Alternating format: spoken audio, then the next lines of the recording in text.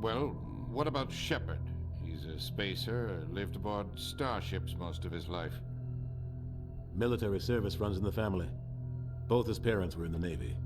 He got most of his unit killed on Torfin. He gets the job done, no matter what the cost. Is that the kind of person we want protecting the galaxy? That's the only kind of person who can protect the galaxy. I'll make the call.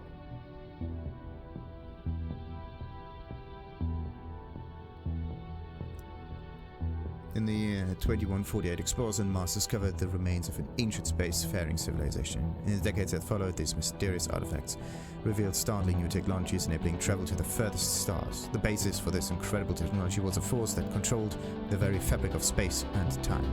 They called it the greatest discovery of mankind, the mass effect.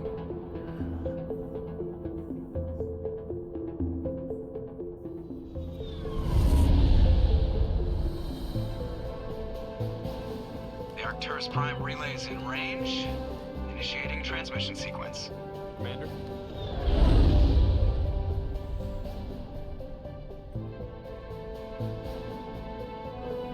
We are connected.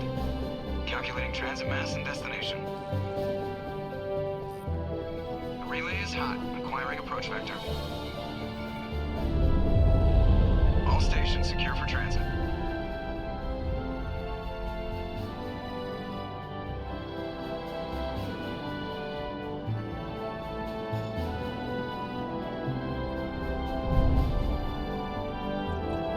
Green. Approach run has begun.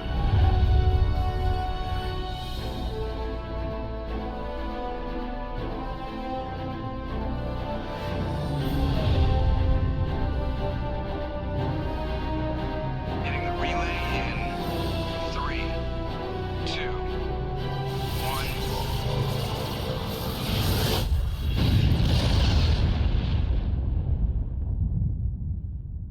Thrusters? Check. Navigation? Check. Internal emissions sync engaged. All systems online. Drift? Just under 1500K. 1500 is good. Your captain will be pleased. I hate that guy. Nihilus gave you a compliment. So you hate him. You remember to zip up your jumpsuit on the way out of the bathroom? That's good. I just jumped us halfway across the galaxy and hit a target the size of a pinhead. So that's incredible. Besides, Spectres are trouble. I don't like having them on board. Call me paranoid. You're paranoid. The Council helped fund this project. They have a right to send someone to keep an eye on their investment. Yeah, that is the official story. But only an idiot believes the official story. Indeed. They don't send Spectres on shakedown runs. So there's more going on here than the captain's letting on. Joker, status report. Just cleared the mass relay, Captain. Stealth systems engaged. Everything looks solid. Good. Find a comm buoy and link us into the network. I want mission reports relayed back to Alliance brass before we reach Eden Prime. Aye, aye, Captain. Better brace yourself, sir. I think Nihilus is headed your way. He's already here, Lieutenant. Tell Commander Shepard to meet me in the comm room for a debriefing. You get that, Commander? Yes, I did. But is he upset? He sounds angry. Something must have gone wrong with the mission. Captain always sounds like that when he's talking to me. Can't possibly imagine why. Everybody's shit talking, of course. Why do we get like Paragon +2 just because we are asking questions? That's weird. Press escape and open the journal to view your updated mission objective. We can also just press J. But anyway, journal, there you go. Prologue. On the Normandy, speak to the captain. Any other sounds? No, not really.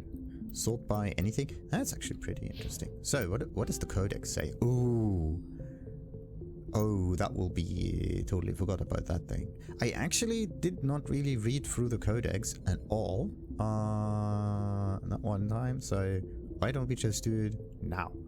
The nice thing is like you get new entries every now and then, but let's just hope that we don't have like too much stuff. Okay, so we have like personal profiles, Born into a naval family, you spent your childhood, yeah, that's basically our space of stuff, on ships and stations. You moved from posting to posting as your parents were reassigned, and it was only natural you would follow in their footsteps by enlisting in the Alliance military when you came of age. After several years of service, you joined the campaign to rid the Skillian Verge of Batarian slavers and other criminal elements. The final battle came when Alliance forces laid siege to Torfan, a slaver base built miles below the surface of a desolate moon. The superiority of the human fleet was wasted in the assault on the underground bunker, but you led a corps of elite ground troops into the heart of the enemy base. Nearly 3/4 of your own squad perished in the vicious close quarters fighting, a cost you were willing to pay to make sure not a single slaver made it out of Torfan alive. Dude! That is a bit too aggressive. Not only did you not get them out alive, no, you were just like ruthless. I mean, this is the ruthless backstory anyway, but I thought it'd be not so Machiavellian in nature. So, Humanity and Systems Alliance. The timeline. Ooh, that's actually interesting. 2069. Nice. Armstrong Outpost at Shackleton Crater becomes the first human settlement on Luna. It is formally founded on July 24th, the 100th anniversary of the first lunar landing. 2103. Lowell City in Eos Chasma becomes the first human settlement on Mars. 2137. Eldfell Ashland Energy Corporation demonstrates helium-free fuel extraction from the atmosphere of Saturn. Why do they need helium-free as a fuel? Oh, fusion. Makes sense. 2142. Construction of Gagarin Station, Jump Zero, begins beyond the orbit of Pluto. 2148. Prospectors discover the Prothean ruins at Promethea Planum on Mars. 2149. That's like one after another. Very interesting. Translation of Prothean data leads humans to the Charon Mars Relay. Systems Alliance founded the coordination, exploration, and colonization of extrasolar worlds. 2151. A shipping accident at Singapore International Spaceport exposes downwind communities to containers of dust form element 0. Alliance begins construction of Arcturus Station. 2152. Roughly 30% of the children born in Singapore after Element 0 exposure suffer from cancerous growths. Systems Alliance begins settlement of Earth's first extrasolar colony, the planet Demeter. 2154. Commander Shepard was born. Oh, look at that. 150-ish years in the future. 2155. Systems Alliance occupies complete portions of Arcturus Station as a headquarters. 2156. Some children of Singapore exhibit minor telekinetic abilities. So this is where the whole mass stuff like biotic powers come from. That's actually very interesting. What was this stuff called? Element 0? Yeah. Okay. That's actually very interesting. So before it wasn't there, but the Element 0 is one that does work or can be used in some ways to manipulate the space. Anyhow, 2157. Turians encounter human explorers. First Contact War. Occupation and liberation of the human colony of Shang-Chi. 2158. Humans learn potential of biotics. An international effort to track Element 0 exposures begins. Roughly 10% of exposed children show some level of biotic ability.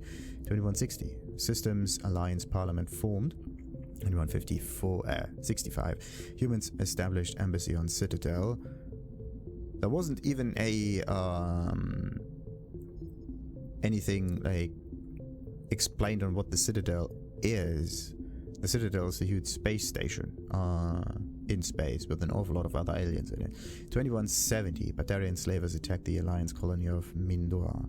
2176. Skillian Blitz, pirates and slavers attacked Elysium, the human capital in the Skillian Verge. 2177. Fresher Mars devour the Alliance colony of Akus.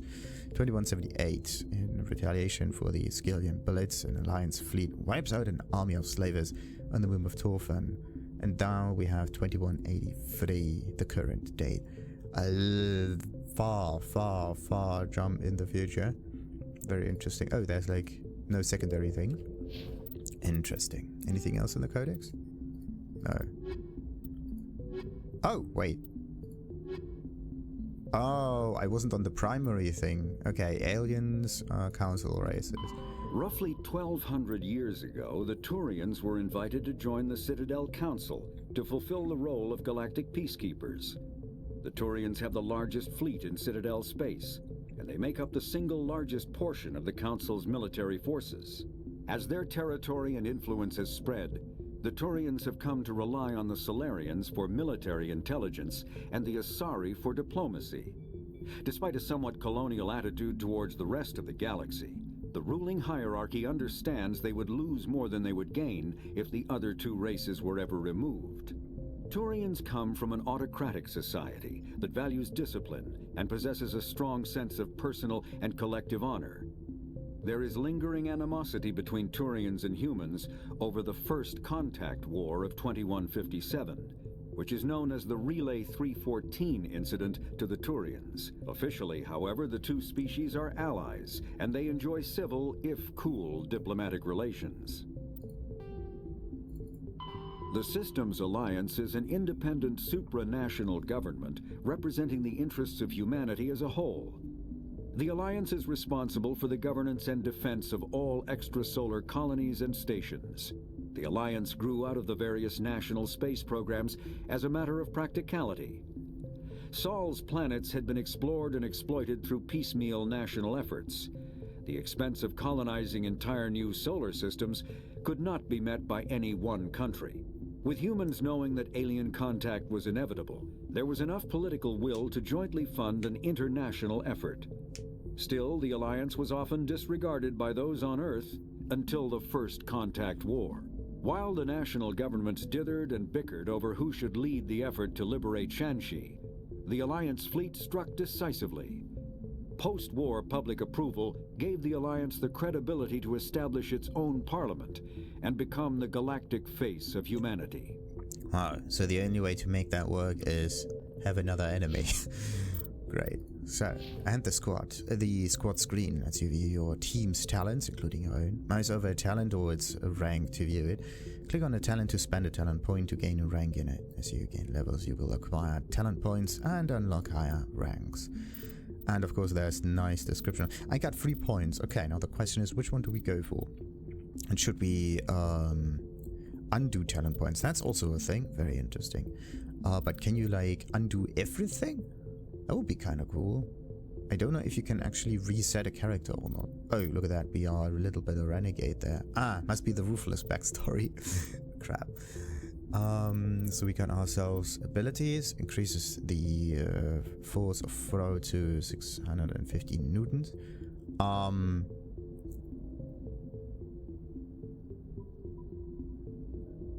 Wait a minute. Actually, I want to know how much a newton is, because no one actually knows what a newton is. Like, you know what kilograms are or whatever, but newtons.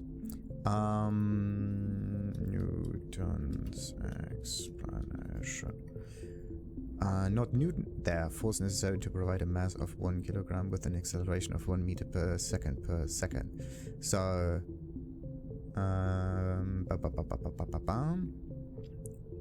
so yeah, 1 newton. A definition. Like usually, like was it 1 newton or 100 newtons? That's like the force of a sausage falling from 1 meter or something like that. 100 grams, basically. 1 newton is equal to a force of something in the centimeter, gram, second, or force of some pounds. Ugh. Can't they give me like some better explanation for that? 100,000 dynes, whatever this is. Absolutely not helpful at all. Okay, so a newton. There you go. Oh, that's actually an interesting image. 1 meter per so yeah, good. So 1 meter a second, right? acceleration, but the thing is, meter per second is something that you don't really know about, you know, because meters per second are your normal walking speed, like 1 meter a second, and 12 meters per second are like running. Kind of. So meters per second is something that you don't quite know about. But then there's also like kilometers per hour. Actually, I have to like change the ratio a little bit, and then it would make more sense. Because kilometers an hour, you would know much better because of cars and car speeds and whatnot. Okay, so wait a minute. There's a dime, very interesting. I actually want not kilograms per meter squared. What I want is, I think you have to multiply it by 3.6 or something like that. Anyway, so 1 kilogram will be accelerated by 1 meter a second. Interesting. So if we can, like, if we have 650 newtons, that basically means that we can accelerate 650 kilograms by 1 meters per second, basically, or some other ratio of the thing. Like, you can basically get a higher acceleration of like a slightly, yeah,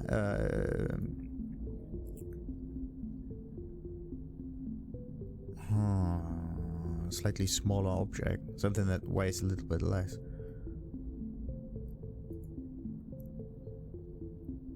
Anything lighter would work, yeah. So basically, that's an awful lot of speed. 650 newtons is a lot. Very interesting. Okay, what's the other stuff? So your standard value here is the 600 newtons. So you only increase it by 50 newtons every step. That's very interesting. Unlock lift. Okay, so we got the next one at that speed. So the stuff just gets higher. Recharge time 50 seconds. That's a lot. That's the advanced throw. What's the normal throw? Recharge time 60 seconds. Accuracy cost 60%. I don't know how that actually goes in there, but okay. Radius 4 meters, whatever that is. Maybe like the impact of the projectile that we are throwing. And then we got another 50, another 50, another 50, and recharge time 40 seconds. Increase the force of throw to 1,250 units. So it's basically twice as much as in the beginning, and a little bit extra. Accuracy also increased by 100%. Recharge time not so much, but the radius increased. So that means we could probably throw like more than one character. And then we have lift that gets unlocked. So if you get that one unlocked, then the second one down here gets available. Now what do we have here? Lift everything within 4 meters of the target.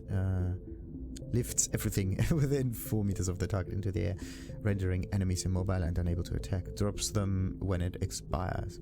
Recharge time 60 seconds as well. Interesting.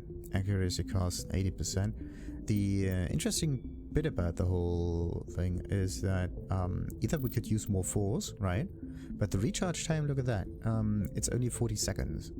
We got twice as much force, but we can't use that ability that often. Right? Like not twice as much, as many times. So it's not as potent as you would think it is.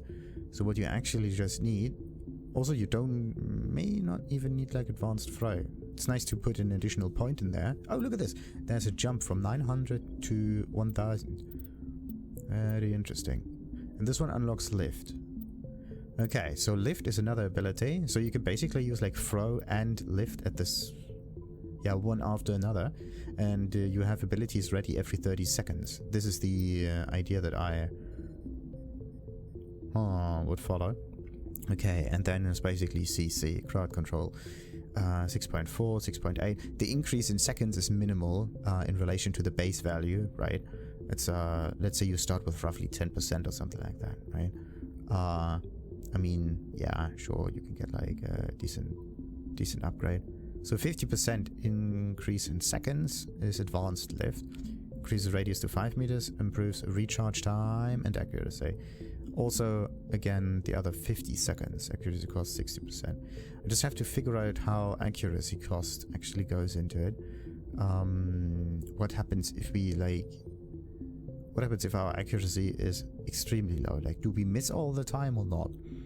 That's just something to think about. Anyway, Master Lift increases radius to 6 meters and extends duration again by 1.4 seconds. So it's a slightly larger jump. Yeah, the accuracy cost. That's the only important bit. But then again, the recharge time is just down to 40 seconds, right? You could just go with a slightly... Yeah, you could just go with a different ability. Like you have throw and you have lift. So both of them are somewhat useful in order to contain enemies. Barrier bolsters your shields with a biotic barrier that will absorb up to 400 points of damage. Will not block attacks that bypass shields.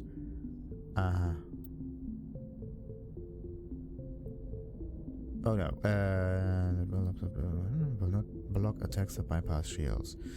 Okay, so this is basically that bypass shields.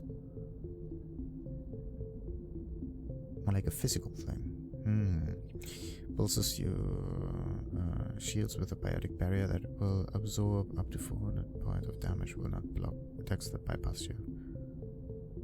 Oh no, I understand it. Okay.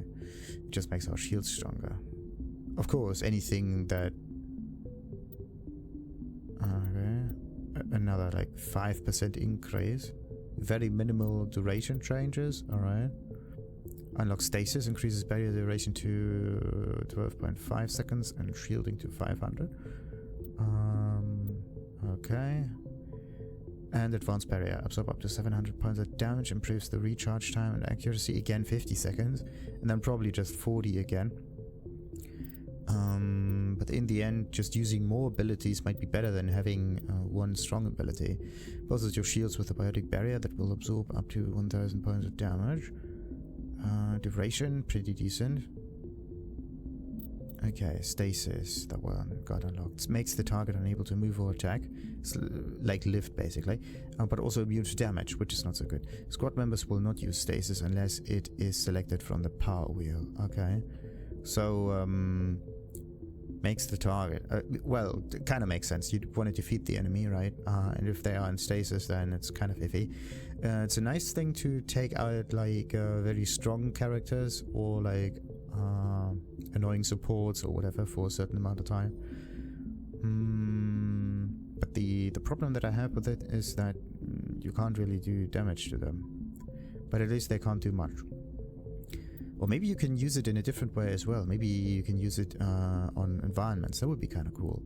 So, Master Stasis improves the recharge time again. Alright. So just having stasis at level 1 might be a good thing. So, Sabotage, Decryption. Can use Decryption skill on easy objects. Does 50 damage in a 6 meter radius. Overheats enemy weapons and burns them for 2 damage per second. Sounds like nothing. Okay, and it goes for a duration of 15 seconds, which means we are doing like 30 damage. Recharge time 60 seconds again. Increases the tech mine explosion damage done by sabotage. Sabotage. Oh, this is sabotage. Oh, the decryption tree is a completely different tree. Increases the amount of Omni Gel recovered. Lets you use the decryption skill to open secure objects. Oh, that's good. Grants the sabotage ability, which shuts down enemy weapons within a certain radius. Nice. 6 meter radius, pretty decent. So increases the tech mine explosion damage done by sabotage, damping, and EMP by 10%. Interesting. So there are multiple different abilities in this tree. So tech mine. And by, okay, so there's sabotage, damping, and EMP.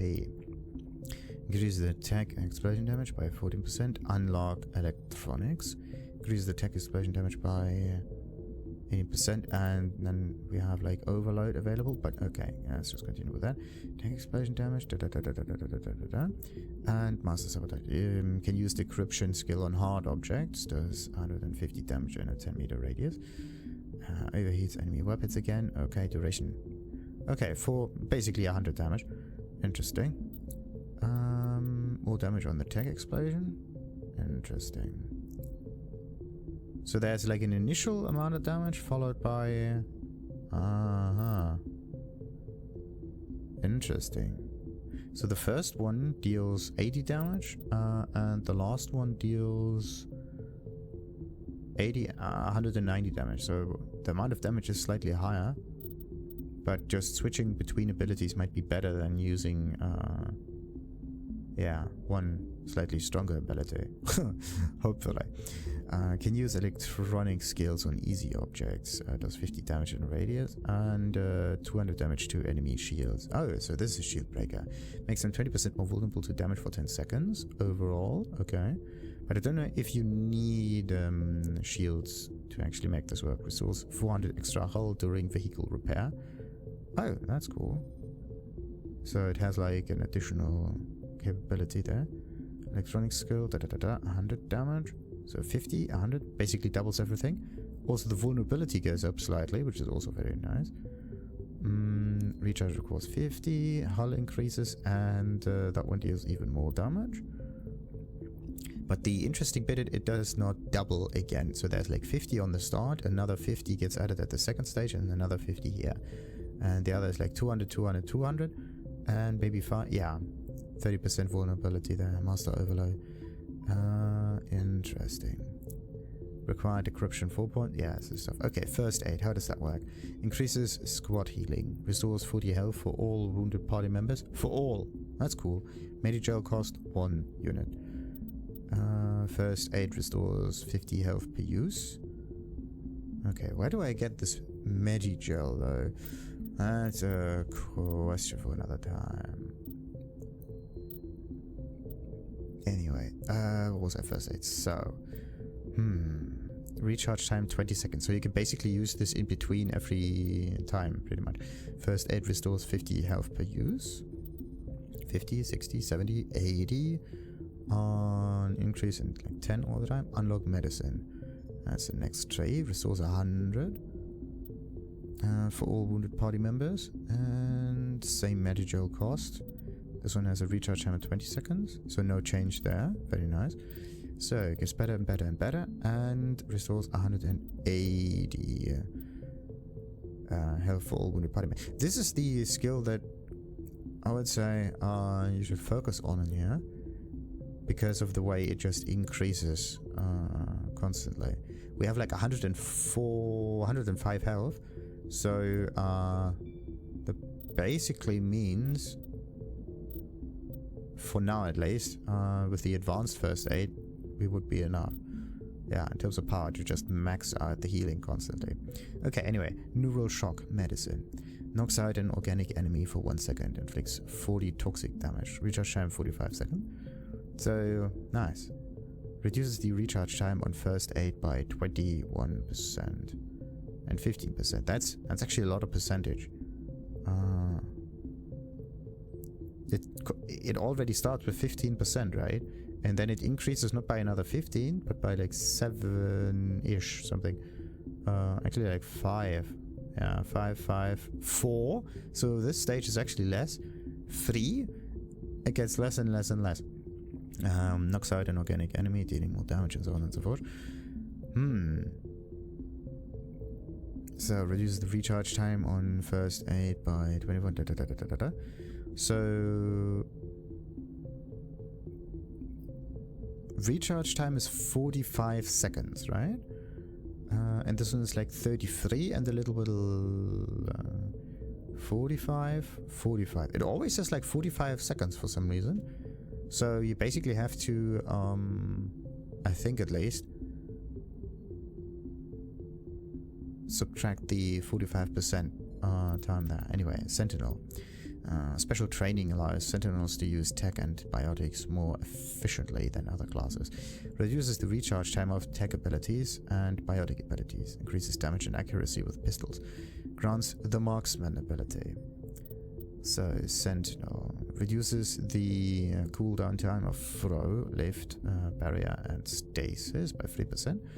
So, this one just makes the damage, duration, like the actual effect of the thing better. Nothing in here has anything to do with...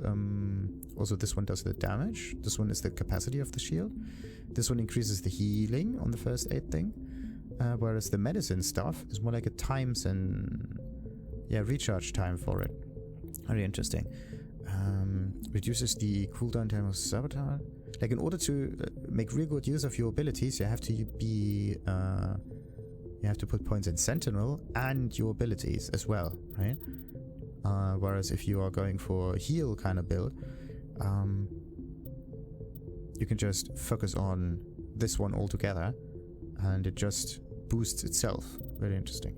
So what was I? Reduce the cooldown time of sabotage, overload, and so much by another 3%.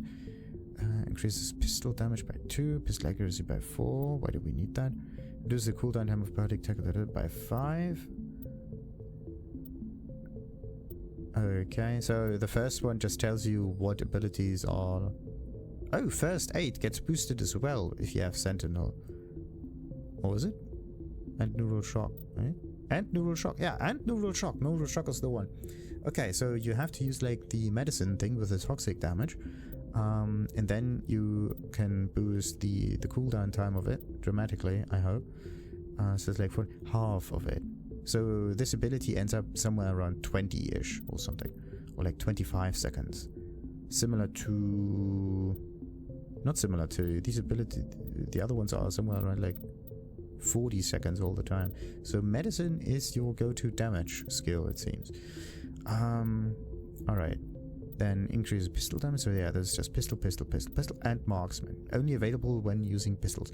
Boosts accuracy 16%. Increases damage by 25%. Increases headshot damage by 50.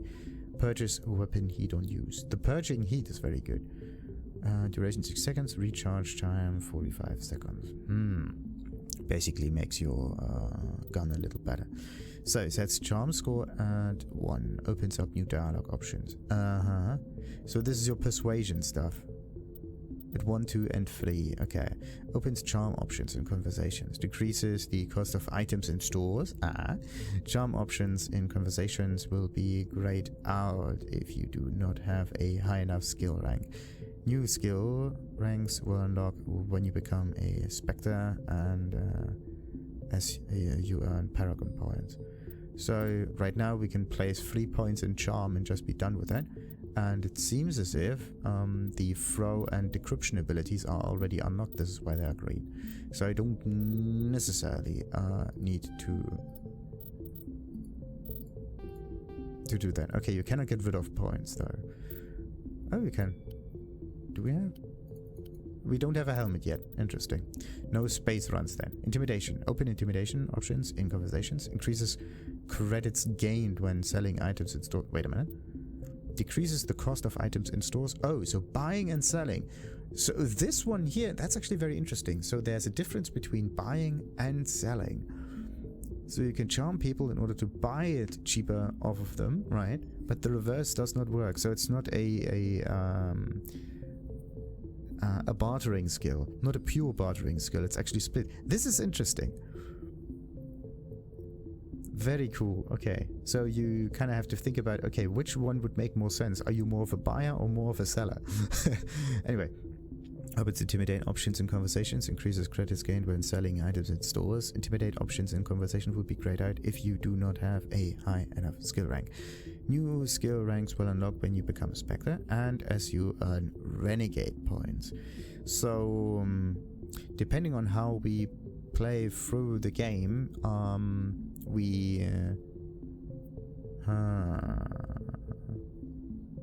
yeah, the real question is when will the other points become available? How much do you need? How many points do you need? And you have to focus on one thing, because you cannot be a renegade and a paragon, I would say. Like it goes just one way or another. And if you are somewhere in the middle, you cannot benefit that much from that. You only get like the basic stats from it.